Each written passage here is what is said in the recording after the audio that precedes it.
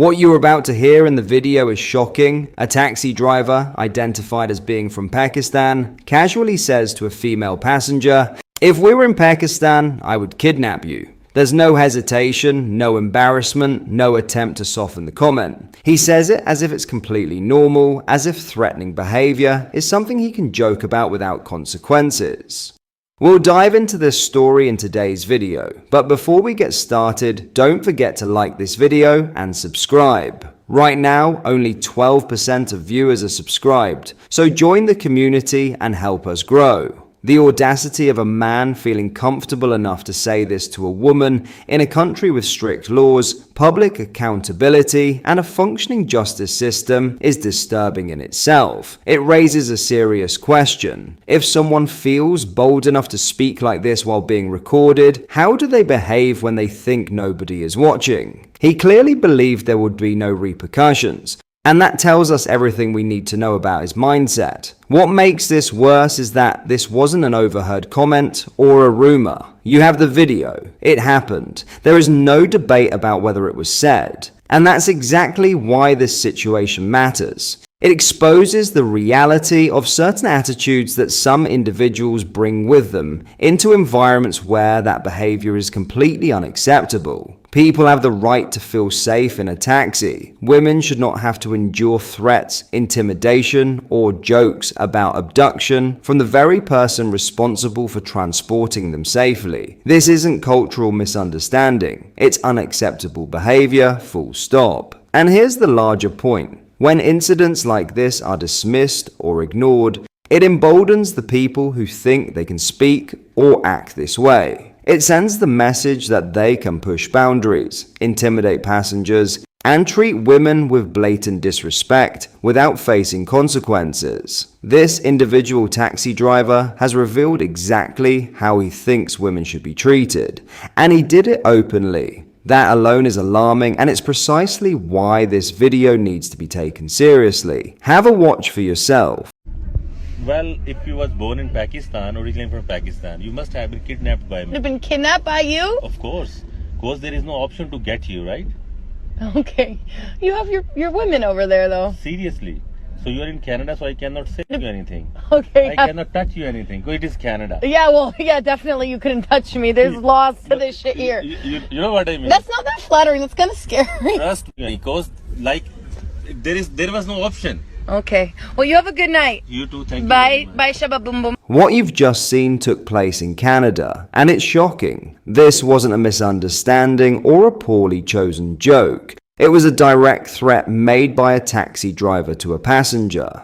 Women have the right to feel safe in public spaces, and especially in vehicles where trust is expected. The video proves the audacity of this man and highlights why accountability matters. Threatening behavior like this cannot be tolerated, and authorities, companies, and the public must take it seriously to ensure that everyone can move safely without fear of intimidation. In other news, the US Department of Homeland Security, DHS, has launched a new public database highlighting what it calls the worst of the worst illegal migrants arrested by Immigration and Customs Enforcement (ICE). And 18 British nationals appear on the list. The archive provides details such as names, crimes, and arrest locations for some of the most serious offenders living illegally in the United States. DHS officials say the goal is to increase transparency and reduce the public's reliance on mainstream media for information about migrant crime.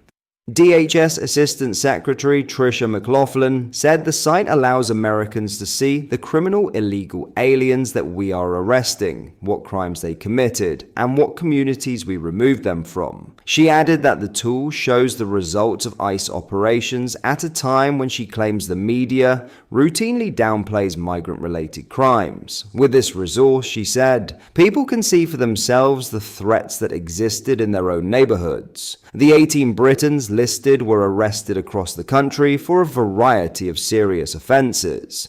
Mohammed Barr was picked up in Hagerstown, Maryland, and convicted of aggravated assault with a firearm, cocaine possession, assault, and weapons offenses.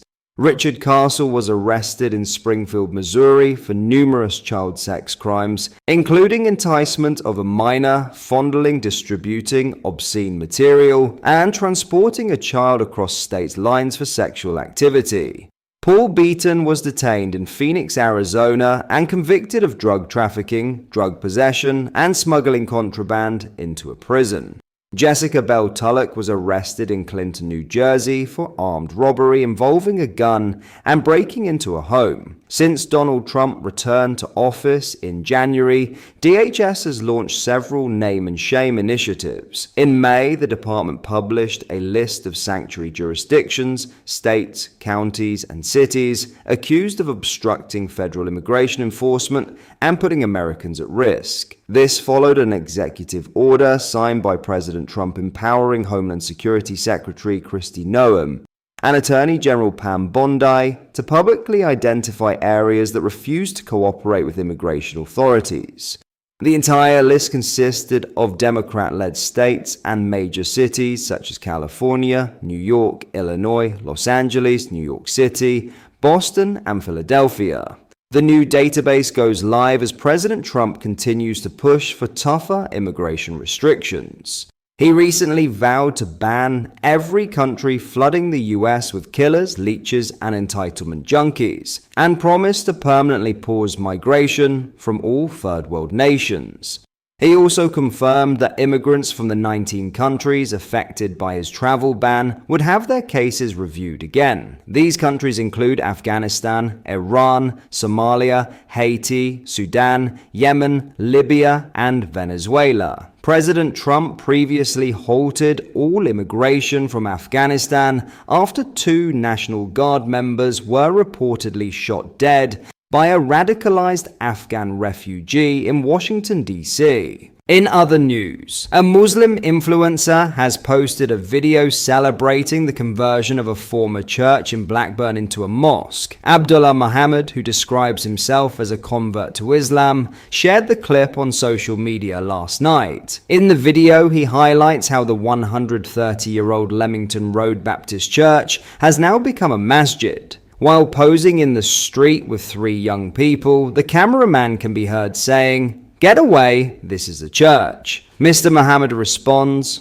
"No, not anymore. This used to be Leamington Road Church in Blackburn. Now it's a big, beautiful masjid. Look at the size of it." The footage then shows the inside of the newly refurbished mosque. At the start of the tour, Muhammad tells the cameraman to remove his shoes, saying, "It's not a church, bro. This is a mosque." Children can be heard in a hallway reciting passages from the Quran. According to Mr. Muhammad, more than 130 boys and 150 girls are studying, memorizing, and reciting the holy book at the site. He describes the atmosphere as buzzing and explains that the building now includes a primary school with at least 6 classrooms. The main focus in this place is education, education, education, he tells viewers, encouraging parents to send their children there to seal the future of your youth. As the video ends, Muhammad steps back outside and calls the conversion another beautiful addition to the Ummah, referring to the global Muslim community. He then describes the new mosque as another beautiful addition to the United Kingdom, before emphasizing again that the building used to be a church, not anymore.